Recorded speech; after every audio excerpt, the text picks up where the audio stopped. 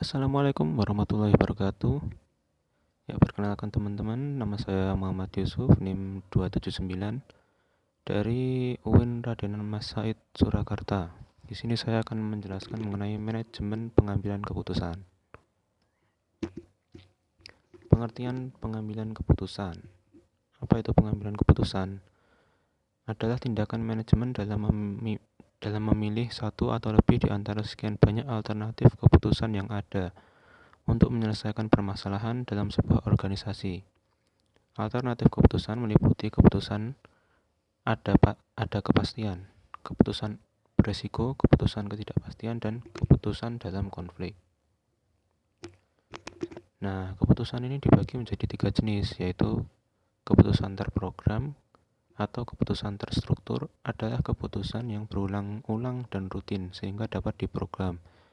Kemudian yang kedua, keputusan setengah terprogram atau setengah terstruktur adalah keputusan yang sebagian dapat diprogram, sebagian berulang-ulang dan rutin, dan sebagian tidak terstruktur.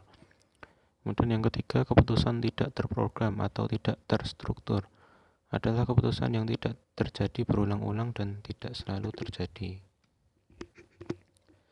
Nah, ini di sini saya menemukan pengertian pengambilan keputusan di artikel lain ya. Yang definisinya adalah melakukan penilaian dan menjatuhkan pilihan. Keputusan ini diambil setelah melalui beberapa perhitungan dan pertimbangan alternatif.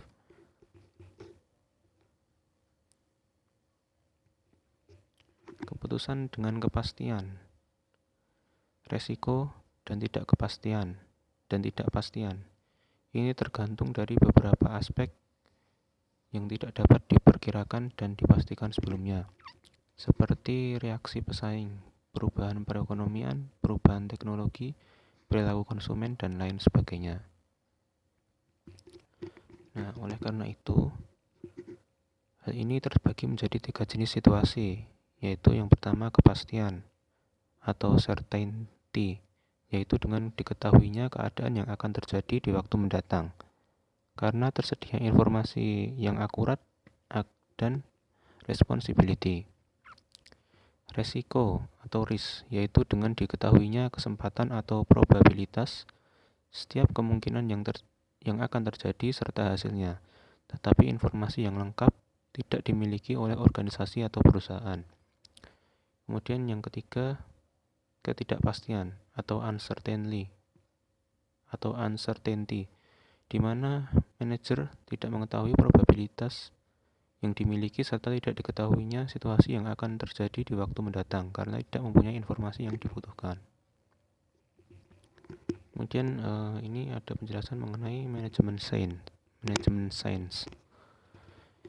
Manajemen science merupakan penerapan teknik matematika dan prinsip-prinsip ilmiah dalam persoalan manajemen untuk membantu manajer membuat keputusan yang lebih baik. Terdapat 4 teknik yang dapat digunakan dalam pengambilan keputusan menggunakan manajemen science, yaitu program linear, teknik probabilitas, teknik jaringan, dan teknik yang lain. Terdapat 5 langkah metode ilmiah dalam manajemen science, yaitu observasi, pendefinisian masalah, pembentukan model, solusi, dan implementasi. Nah, di sini saya juga menemukan arti dari manajemen science dalam artikel lain adalah suatu ilmu yang menggunakan aplikasi matematika dalam penyelesaian masalah yang dihadapi seseorang manajer yang dijelaskan sebagai filosofi dan logika untuk melakukan pemecahan masalah tersebut. Tujuan utama dari manajemen sains adalah untuk menyelesaikan masalah-masalah yang dihadapi oleh seorang manajer, baik yang bergerak dalam sektor publik maupun swasta dalam proses pengambilan keputusan dengan cara pendekatan model-model matematika. Kemudian ada decision support system, adalah sistem berbasis komputer yang dapat membantu para pengambil keputusan mengatasi masalah kompleks yang ada di berbagai bagian organisasi dan operasi. Nah, ini ada penerapan manajemen sains ya. Manajemen sains di FedEx.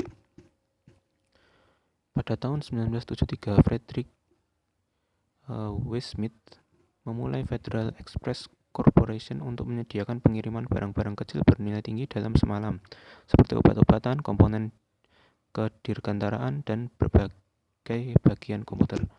Perusahaan mulai beroperasi pada tanggal 12 Maret 1973 di 11 kota di selatan dengan armada 27 jet eksklusif bermesin ganda, masing-masing dengan muatan sekitar 3 ton.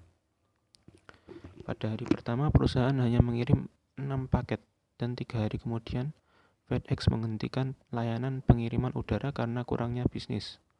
Pada saat itu, FedEx membuat penilaian secara keseluruhan dari situasi bisnis pengiriman barang yang telah dijalankannya dan mulai menggunakan teknik manajemen sains untuk membantu memecahkan masalahnya dan mendefinisikan kembali operasinya. Sejak saat itu, manajemen sains telah menjadi bagian integral dari kesuksesan spektakuler perusahaan FedEx. Awalnya FedEx menggunakan teknik kuantitatif untuk menganalisis pilihan kota bisnisnya.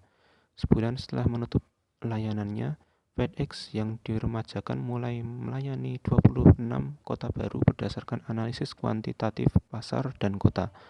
FedEx sekarang menjadi perusahaan transportasi ekspres terbesar di dunia yang mampu mengirimkan lebih dari 2 juta item ke lebih dari 200 negara setiap harinya. Sistem transportasinya mencakup lebih dari 500 pesawat dan 35.000 kendaraan. Seperti itu ya. Aku rasa sekian. Ini adalah daftar pustaka yang saya pakai tadi dari artikel-artikel lain yang saya pakai. Atas perhatiannya, terima kasih. Wassalamualaikum warahmatullahi wabarakatuh.